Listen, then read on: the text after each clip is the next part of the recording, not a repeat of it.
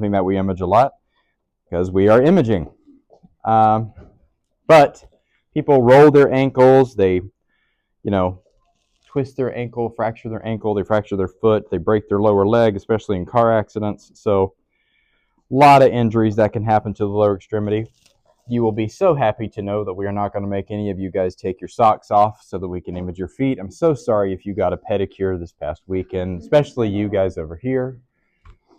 Definitely had their toes fixed. Okay?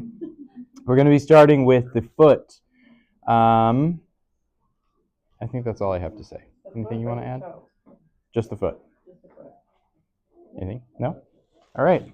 Let's get it. Starting with the foot, we're going to put it on a 10 by 12. We're going to do 3 views.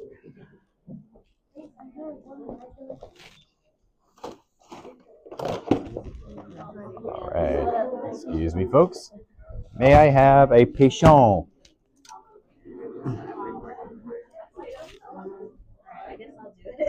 All right. Thank you for your sacrifice.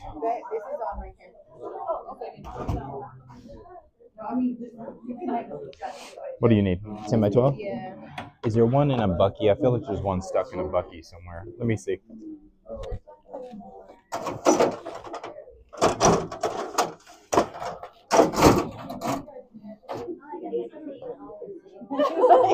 All right. Let me have you hop up on the table and have a seat.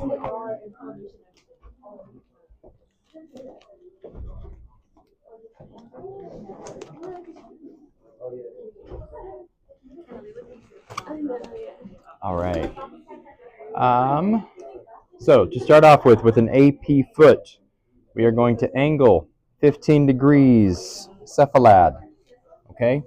We're going to have them put their foot completely flat in the middle of the IR, and we are going to recenter to that.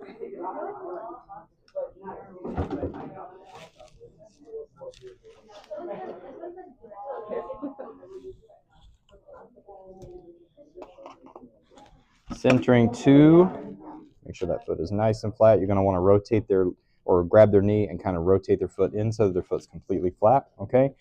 We are, excuse me, I lied to you. 10 degrees is the foot, 15 degrees is the toes.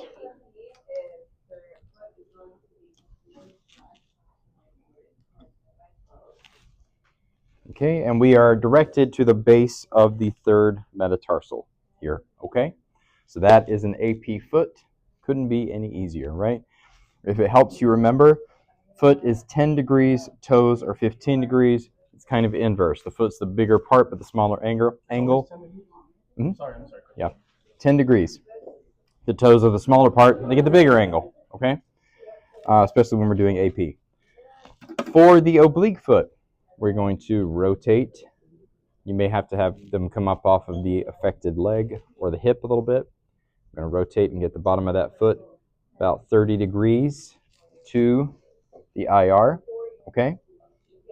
30 degrees, not 45, because we want basically this part of the foot where the metatarsals start to flatten on the side, parallel to the IR, okay? So oblique foot, we're going to remove that angle, which I forgot to do, so let me do that.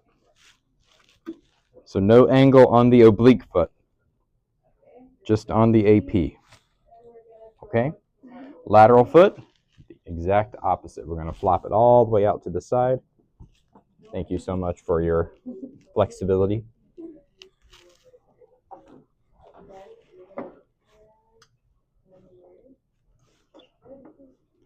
And you want to be sure that they don't over-rotate, okay?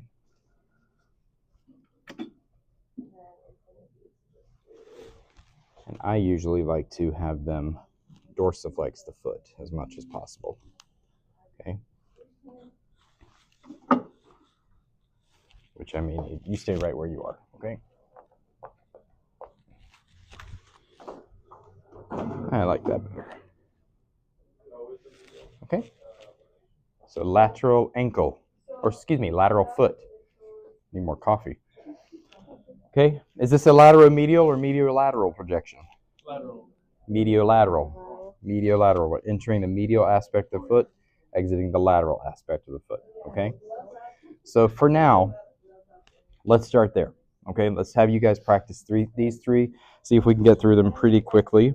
Okay, I'm gonna give probably 20 to 30 minutes for you guys to practice that. Okay, I'll leave this here so you can.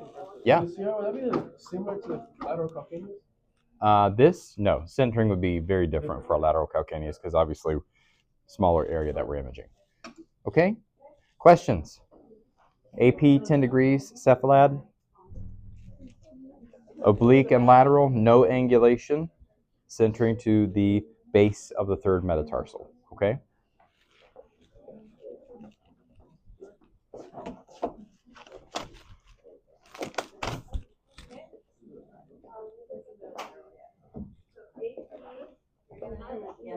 And just so you guys know, like I said, this is called dorsiflexion when you're making the foot kind of at a right angle to the tib fib.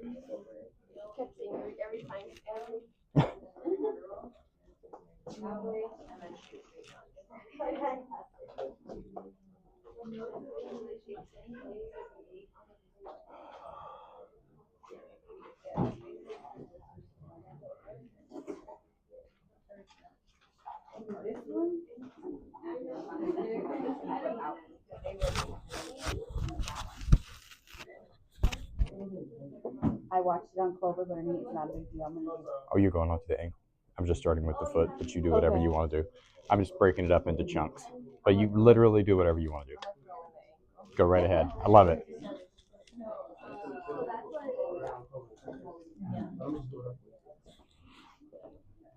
So 10 degrees. Just be sure on your midterm you tell me 10 degrees. And remember, this is a tabletop technique too. So make sure you're detented or at least 40 inches from the tabletop.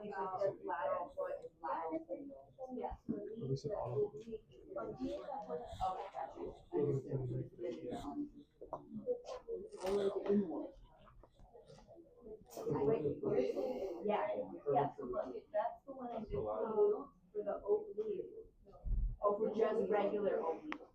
Okay, that's where we. You're like.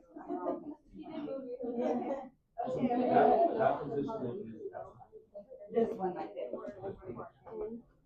So what now? Column. Did they do it on Clover? It was like 1 inch. Yeah. So column 8, yeah, really tight on these.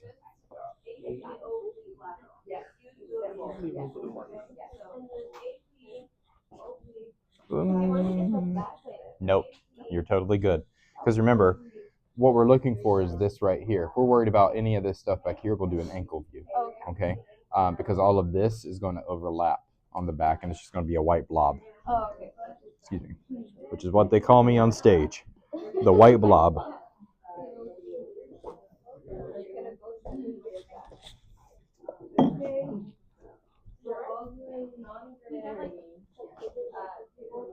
Sorry, honey.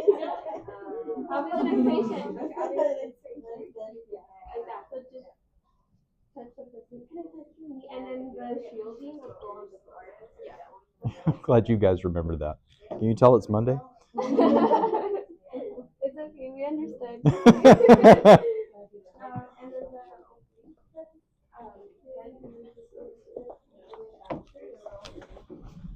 Yes.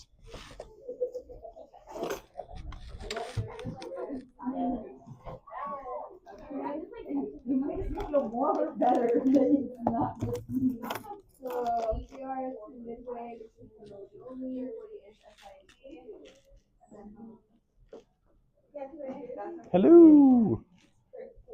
Then are more teeth for our We just finished the rest of the positioning for the entire semester. You missed it all of it.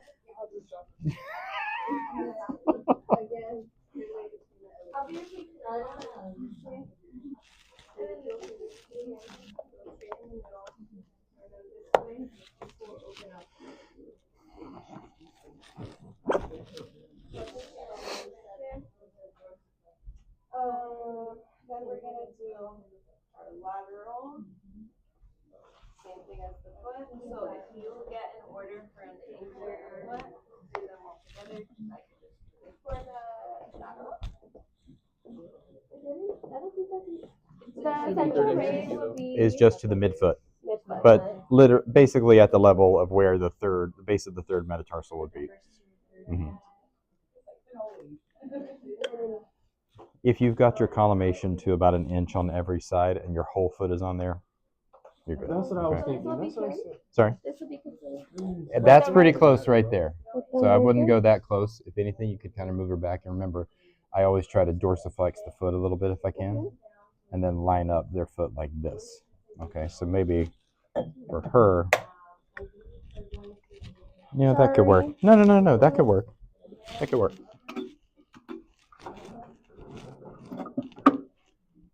I just hate this collimator or this x-ray tube head because it doesn't really give much. That would be better for me, even though it's not like perfectly lined up.